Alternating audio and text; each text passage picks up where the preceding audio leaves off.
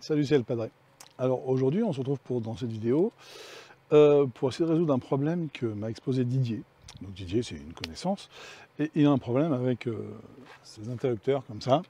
C'est que, avec le soleil, ça sèche, ça devient pas beau, un peu comme le mien finalement, et après c'est plus étanche, et l'eau coule dedans et il y a les fils en dessous, et ça peut faire des courts-circuits. Donc Didier m'a dit, est-ce que tu peux fabriquer un truc similaire à ça pour remplacer les capuchons, parce qu'en fait, il n'existe pas chez le constructeur de cet équipement-là le truc qui va bien.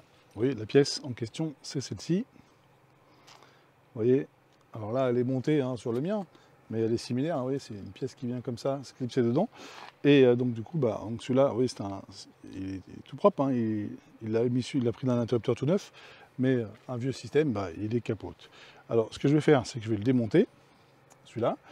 On va le numériser, faire ce qu'on peut pour essayer de reproduire cette chose-là, et puis tester, voir si ce que j'imprime, ça peut remplacer la pièce qui est défectueuse. Alors, je démonte ça et puis on teste.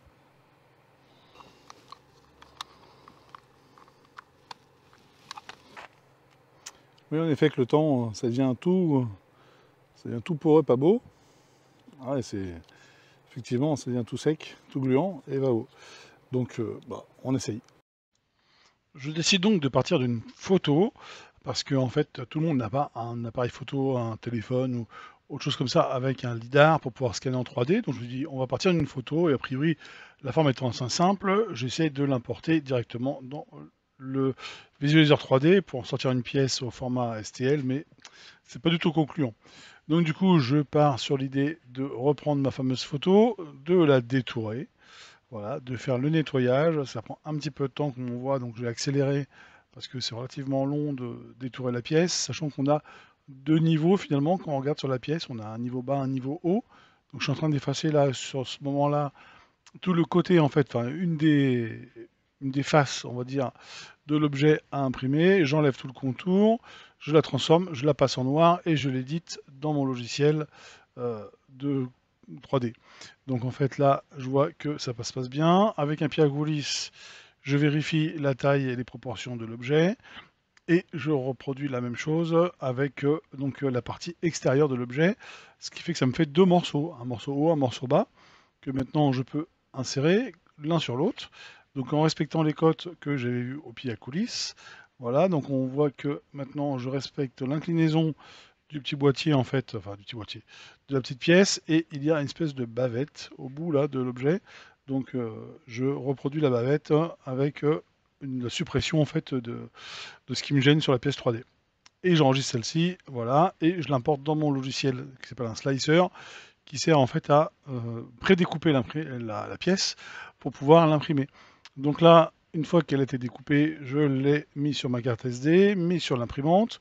Voilà, donc là on n'a pas l'horloge qui tourne à droite, j'avais oublié d'enlever les piles, ou de mettre les piles, pardon, mais ça n'empêche pas que, vous voyez, la bobine elle tourne assez vite, ça imprime, voilà, ça a pris un petit peu de temps, enfin une petite heure je crois de mémoire pour imprimer l'objet. Nous voici revenus sur l'interrupteur. Les pièces de rechange qu'on a conçues ensemble, enfin en tout cas que j'ai conçu, que je vous ai montré, elle est là, ici là.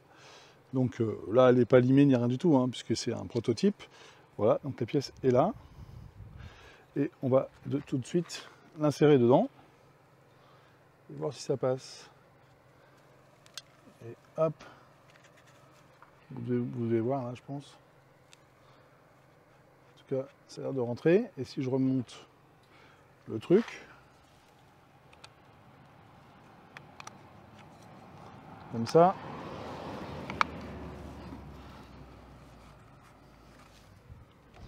je remets l'interrupteur qui vient comme ça.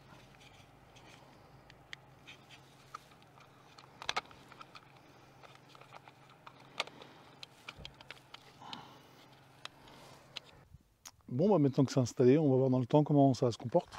Si ça tient le choc, voilà, si ça tient à la chaleur. Là, le soleil étant en plein dessus la journée, on va voir si ça se déforme, ça bouge ou pas. Et si je vous en reparle pas, c'est que tout va bien. Si je vous en reparle, c'est qu'il y avait un problème. Allez, à bientôt, c'était El Padre.